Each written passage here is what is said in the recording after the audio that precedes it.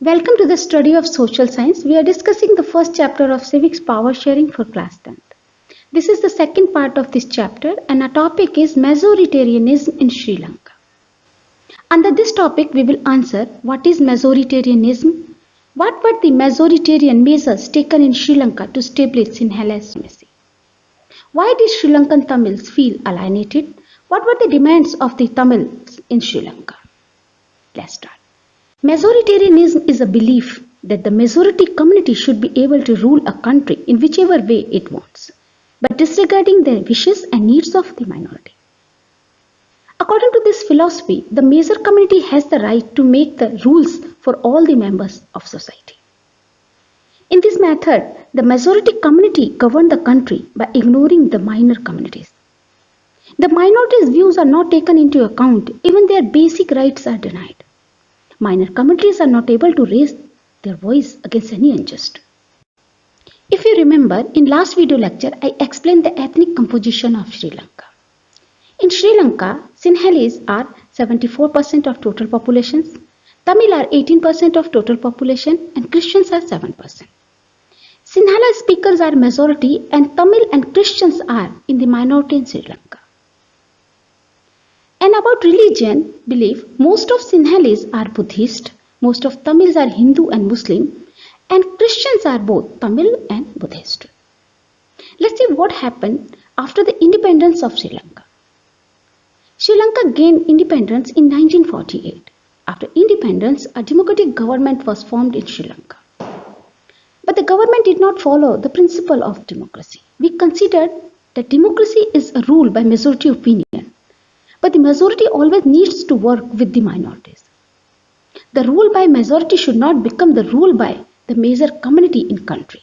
This is the principle of democracy. But in the case of Sri Lanka, as Sinhalese are in the majority in Sri Lanka, in government also Sinhalese leaders were in the majority. They tried to claim their influence over government. Sinhalese leaders start controlling the government and dominating the minorities. Means they start dominating the minorities communities, Tamil and Christians. Thus the democratic government of Sri Lanka ruled by the majority opinion and ignored the interest of minorities. The government took many measures to establish Sinhala supremacy. So what were the majoritarian measures taken in Sri Lanka to establish Sinhala supremacy? First of all, the government in 1956 passed an act that declared Sinhala as the official language of the country. Means Sinhala has become the only language to be used as official language in country. The Tamil language was not given any importance. The second thing was the Sri Lankan government formulated a policy in which only Sinhala applicants were preferred for university position and government jobs. The government and other profession including railways, school, universities jobs given to Sinhala speakers. And the third thing was the new constitution of Sri Lanka declared that the state would promote Buddhism. Means Buddhism is given primary protection as the state religion. One after one, these measures increased the feeling of alienation among the Sri Lankan Tamils. Here alienation means a situation in which people are made feel separated or isolated. Sri Lankan Tamils felt alienated and helpless. They felt that none of the political parties led by Sinhala's leaders were sensitive to their language and culture. There were many political parties in Sri Lanka, but all of them was formed and led by Sinhalese. So they were not sensitive about Sri Lankan Tamils. They never raised their issues. So in short, why did Sri Lankan Tamil feel alienated? Sri Lankan Tamil felt alienated because constitution and government policies both had denied their political rights. And the second point is they were discriminated in getting jobs and other opportunity in their own country. And the third thing we can include, no one political party was sensitive to their culture and language. As a result, the relation between Sinhalese and Sri Lankan Tamils strained over time. Strained means not friendly, means the relation between Sinhalese and Tamils was no longer friendly. But a violent conflict arose between these two groups. Now the Sri Lankan Tamils launched political parties and started struggle for their life. By 1980s, many political parties were formed and Sri Lankan Tamils put forward some demands. So what were the demands of Tamils in Sri Lanka? First of all, they wanted to recognize Tamil language as an official language. The second thing was they wanted an equal opportunity in getting jobs and education. And the third demand was regional autonomy, an independent Tamil alum in northern and eastern part of Sri Lanka.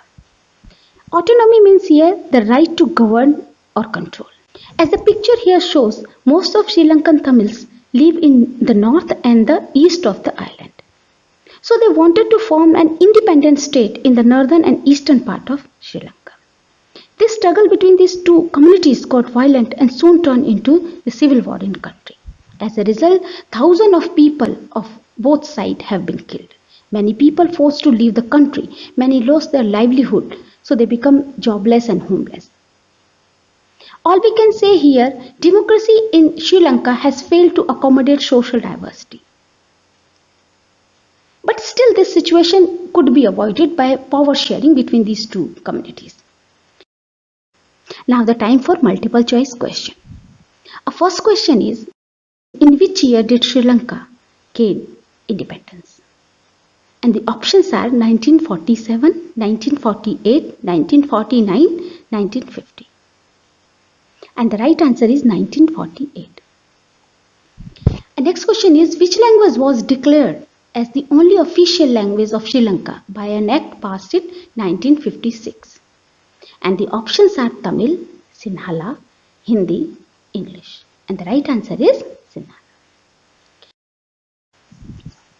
Identify the major social group that constituted the largest share in the population of Sri Lanka. And the options are Sri Lankan Tamils, Indian Tamils, Muslims or Sinhala. And the answer is Sinhala. In which part of Sri Lanka are Sri Lankan Tamils concentrated? The options are north and south, north and east, east and west or west and south. And the right answer is north and east. In the next video lecture, we will discuss how did Belgium accommodate its social diversity. If you like the video, please like and subscribe to my channel.